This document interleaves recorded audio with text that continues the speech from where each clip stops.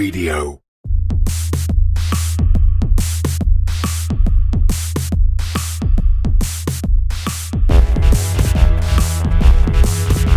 Hello and welcome to Cryptocurrent, the only podcast to bring you beginner and advanced knowledge of cryptocurrency and blockchain, analyses of cryptocurrency markets, and discussions on growing a business within the crypto space.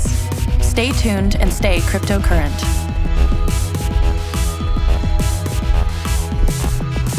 Hello everyone, welcome to another episode of Cryptocurrent. Your host here, Richard Carthon, and I have a new guest / friend that I have been speaking with for the last couple of weeks now, and we actually met through a Telegram group and started having a couple of different conversations about the various projects that she's working on, but she is absolutely amazing. She is working on several projects that are just, you know, they blow my mind, and she has a passion for them, and it makes amazing content. But without further ado, everyone, our guest for today is Rhiannon Payne.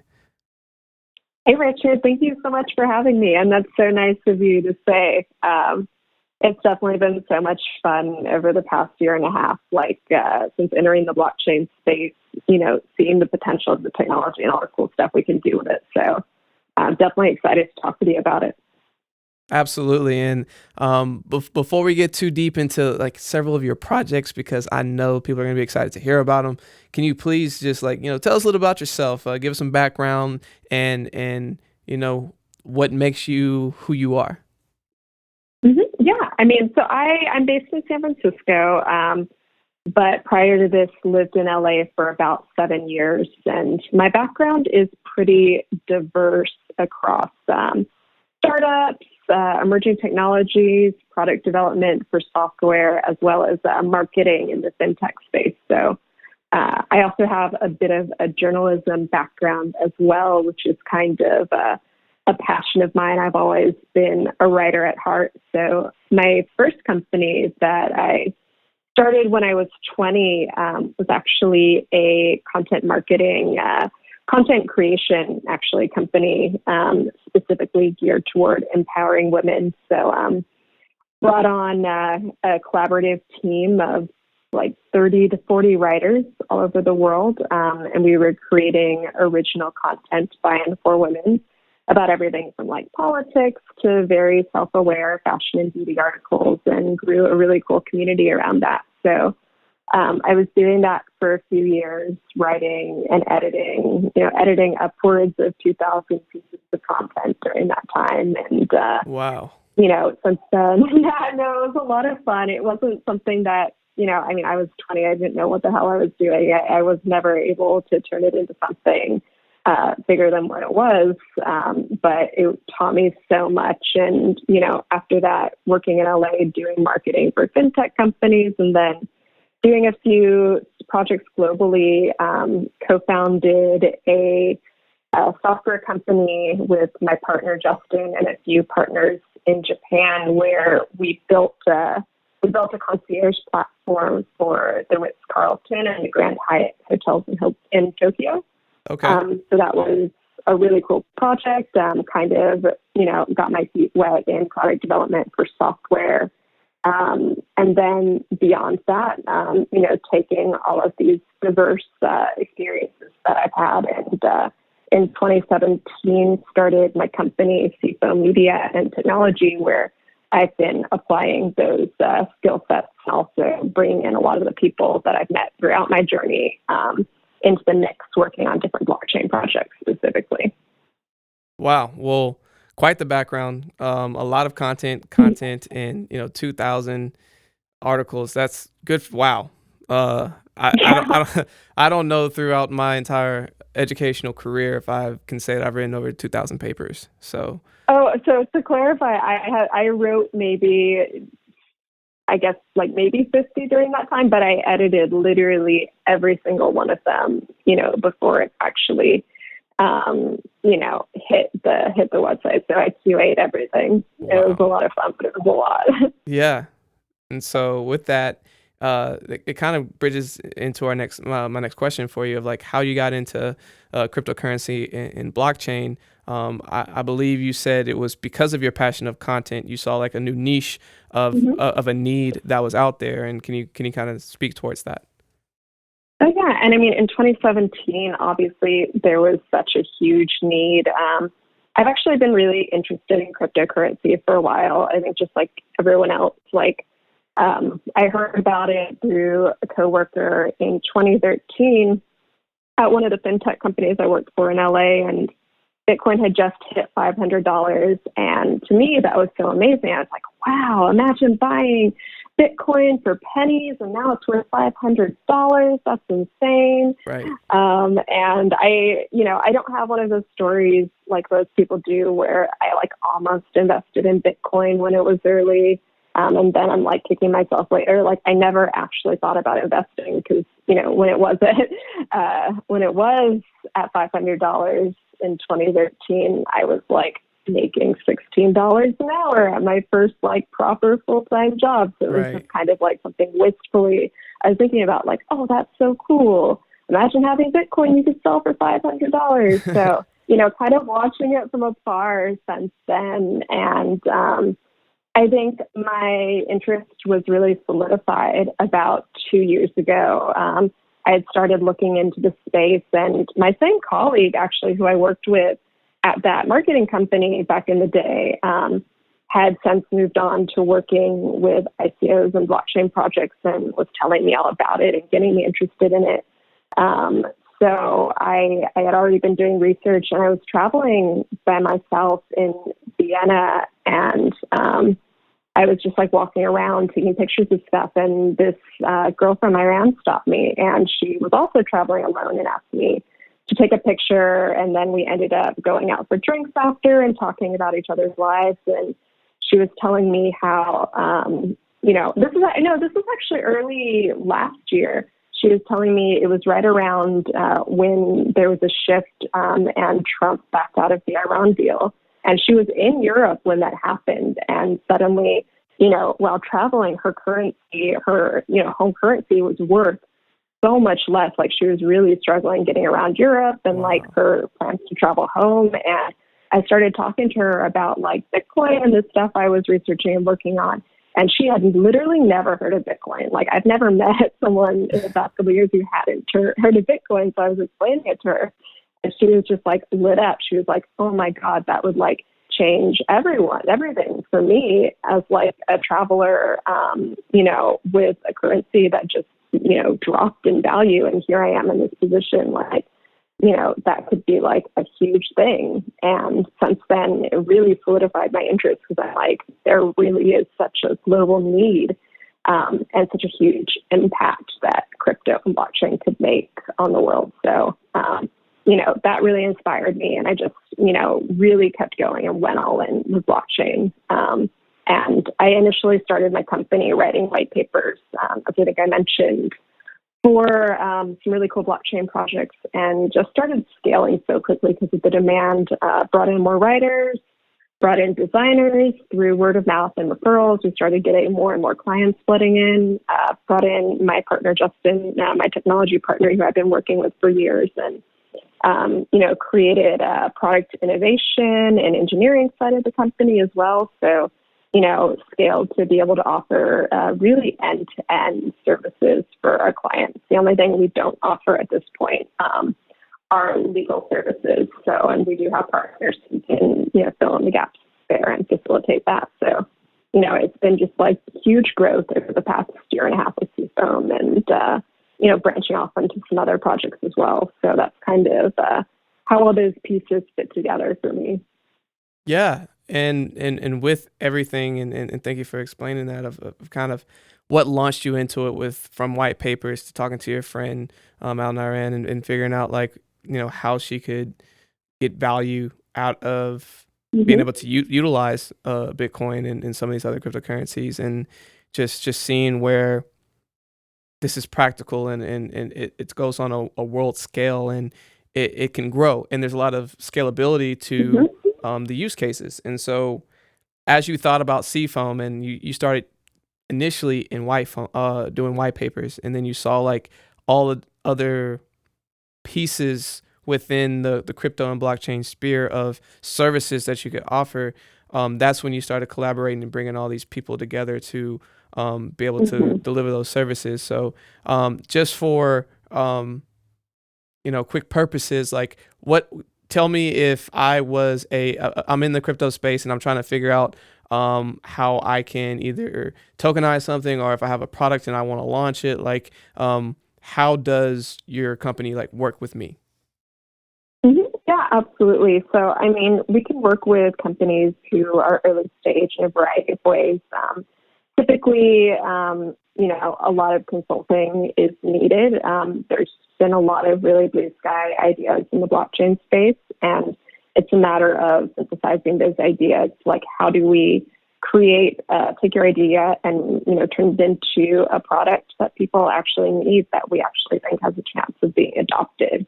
And even if that's not, that adoption's not happening this year, something with long-term potential, right? And beyond that, that consulting piece, creating like a development roadmap for them that really works. And even if we're not building their products, that's something that would be incorporated in all of their, early stage investor materials, the white paper, the deck. Like, these are things that are some of the most powerful tools that these companies have when they're raising money, whether that's, tokenizing equity in their company and raising privately, or whether they're, doing some kind of public token raise.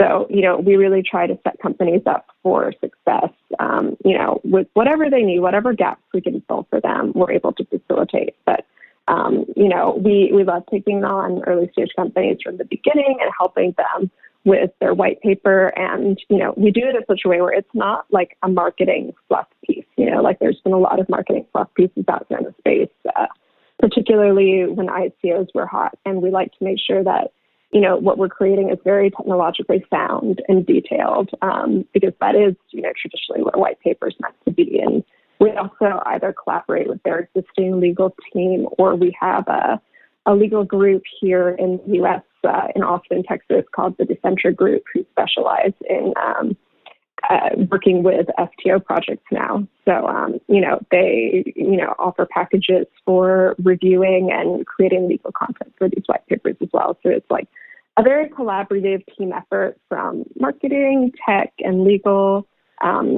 Use that then to go on and craft the pitch deck, branding and design. We have an amazing creative director on our team who is based in Bali.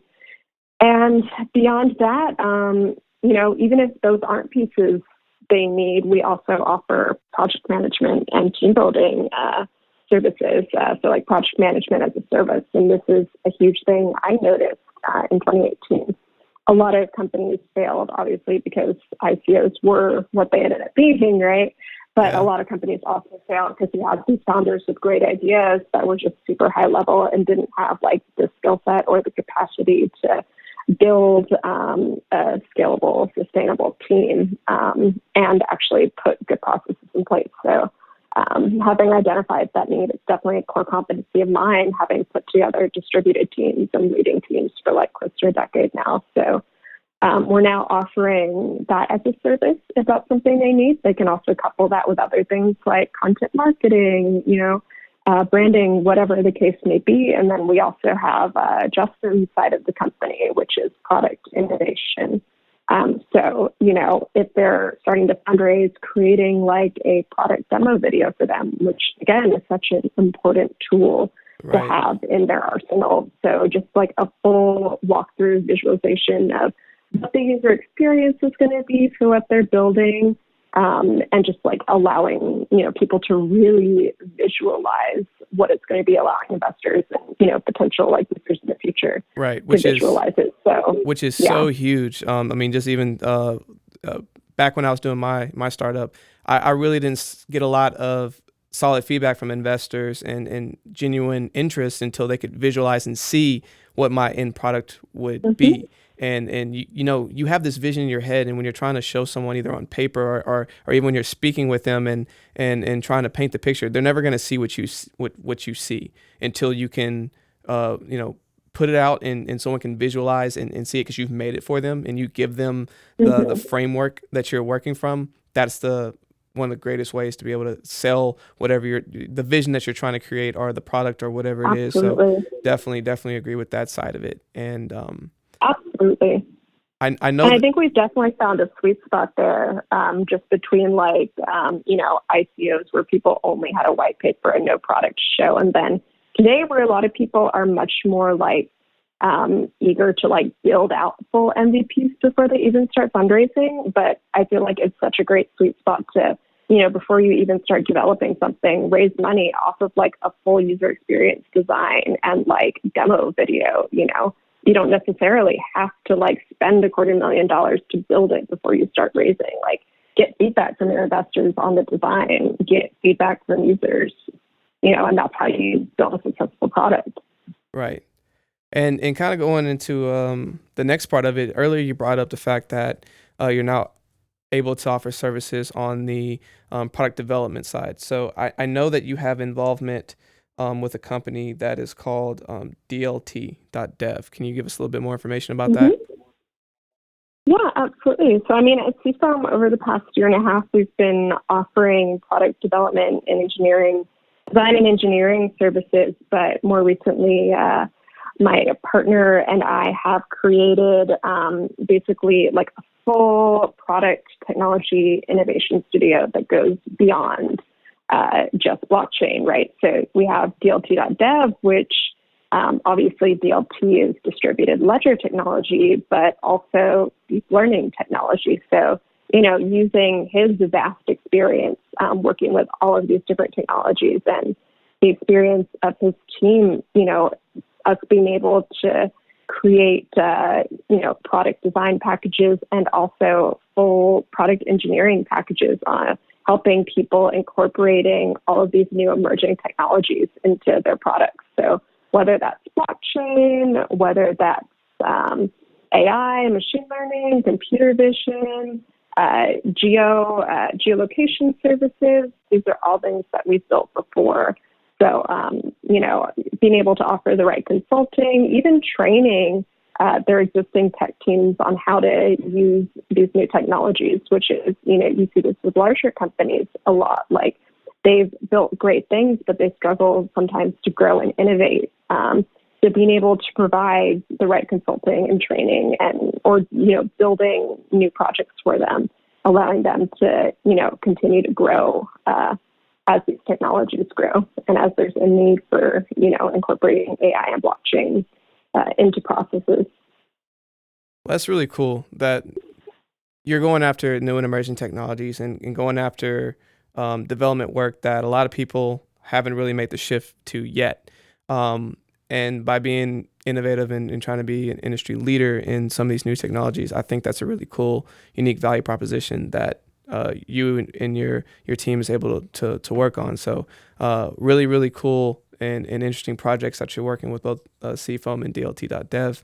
But kind of shifting gears, I want to ask you some questions more on the crypto and blockchain side. Can you tell me a little bit about a project that you are very interested in or that has your attention right now? Yeah, absolutely. So, I mentioned that I'm really interested in the security token offering space and just seeing where that goes this year, because I think there are so many conversations out there within the crypto community. People are really unsure, what's going to happen with it just because it hasn't taken off as quickly as, and as feverishly as ICOs did, which arguably is a good thing, right? People are doing their due diligence and taking their time and making sure they're doing everything compliantly. So, but there is a lot of, I've seen a lot of confusion, a lot of contentious conversations on Twitter and social media in general within the community about whether or not FTOs are really going to be a thing or a thing that people need. And so I'm really excited to see that side of the space grow, because that's something that I really believe in, because, you saw ICOs as this kind of amazing case study for the distribution power of tokenization and crypto in raising money for companies. And it did provide, even though it didn't work out, right?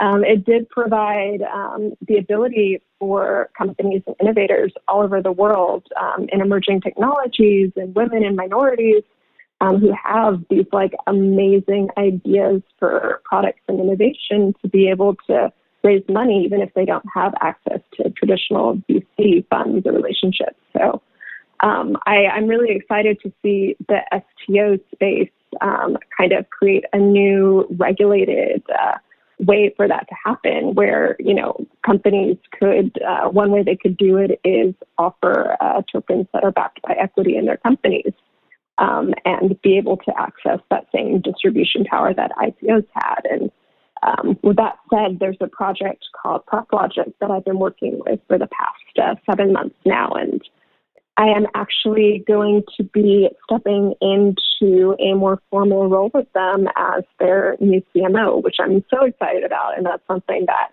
we're actually just announcing this week. So the whole concept around it is democratizing capital formation through security token issuance. So and congrats on that. There's a lot of, what's that? I was just saying congrats on the new role with that. That's awesome. Thank you so much.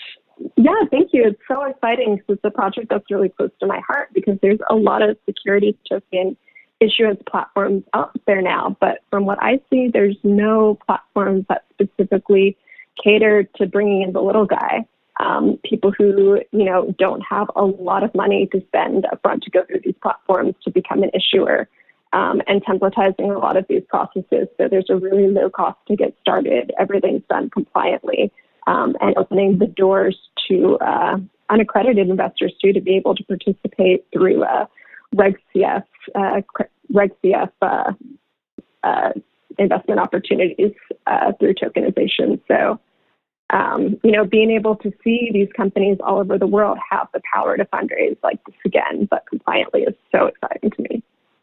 No doubt. And it's cool that as you go through it as a CMO and with everything that you're working on to be able to tell the story. And for everyone, she makes really awesome content. I've gone through quite a bit of it, and she really she does her homework, and she does it in a way to where you can clearly understand what she's talking about. So highly recommend go checking out some of Rhiannon's work. But it's cool that you're getting to follow your passion and then also continue to make amazing content on these new and emerging technologies that are in both crypto, blockchain, STOs, and everything else. So that is really, really, really cool. And this is just the tip of the iceberg. I know you got a ton of other things that are in the pipeline. I know you speak at a ton of different conferences. Aren't you getting ready to speak at one pretty soon?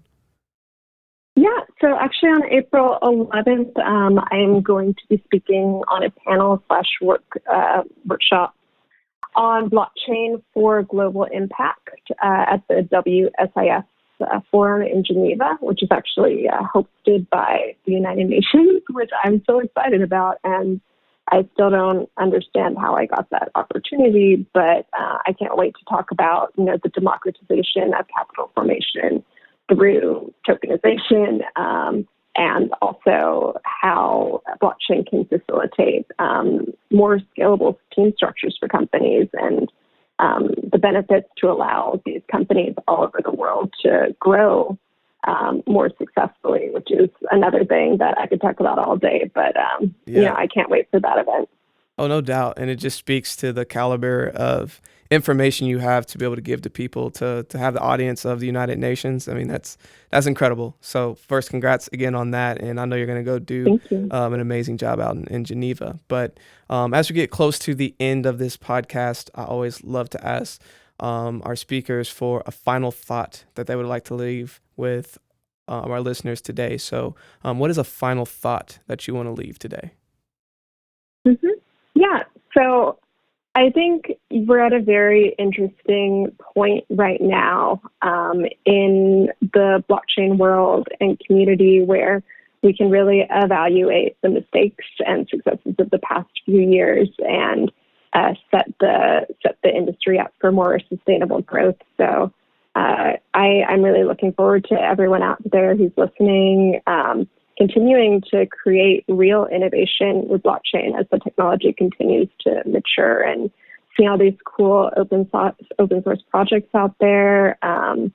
It's just the innovation that I think is going to start happening even more now is so inspiring. And, as people actually start adopting this technology in a way that's, not as cumbersome as it used to be, but where blockchain is incorporated in projects where it's more invisible and actually make an impact across all of these different industries and everything we engage in day to day. I'm just really excited about. So I guess that's my thought that has been, kind of driving me this year. Definitely. And I think this is a great final thought for all of our listeners. The innovation and the pieces of use cases that are out there for this new technology are just endless. And if you can think it like, not to sound cheesy, but like there's so many ways that just with having a thought, you can then turn that into a new use case that makes everyone's lives easier. And not just that, you're starting to get the support of development that can realize and create it. So not just have like a cool vision to solve X problem, but then to have the developers and the team and the marketing to be able to get it out to the masses and get to mass adoption. All of these different utilities are coming and are here and are being developed and are coming together. So I really like that final thought that you left. And I think we are definitely going down the road that you just painted for us. Absolutely. Yeah, no, I'm super excited. And it was great talking with you. Your podcast is one of my favorite crypto podcasts that I listen to alongside Lourish and Change. So it was definitely an honor. Oh, thank you. I really appreciate that. And Rhiannon, what are some ways that people can connect with you? Yeah, so you mentioned some of the content we're generating. Definitely check me out on Medium and check out Seafoam.Media on Medium. There's, my whole team, including our director of media, Chloe, in London, have been putting out really great content about blockchain. Connect with me on LinkedIn. My name is Rhiannon Payne. My LinkedIn handle is Rhipayne, RHIPAYNE. You can also connect with me on Telegram by the same handle and Twitter at Rhiannon_IO. Perfect. And I'll make sure that I get all of that in the show notes as well. But again, thank you. Rhiannon, thank you for joining us today. And hopefully we can catch you at another episode too. Really enjoyed this conversation and excited for all the various projects and other things that you have in the pipeline. Yeah, likewise. We'll talk soon. All right, everyone, stay cryptocurrent. Hi, everyone. Thanks for listening to another episode of Cryptocurrent. For more information on this episode and all of our episodes, please visit us at www.crypto-current.co. Stay up to date with the latest news in cryptocurrency by signing up for our newsletter. You will receive a daily email Monday through Sunday that is personalized and curated content specific to you and your interest, powered by artificial intelligence. This has been another episode of Cryptocurrent, bringing you one step closer to becoming a crypto and blockchain aficionado. We look forward to giving you the latest in crypto news and analyses next week. Stay cryptocurrent.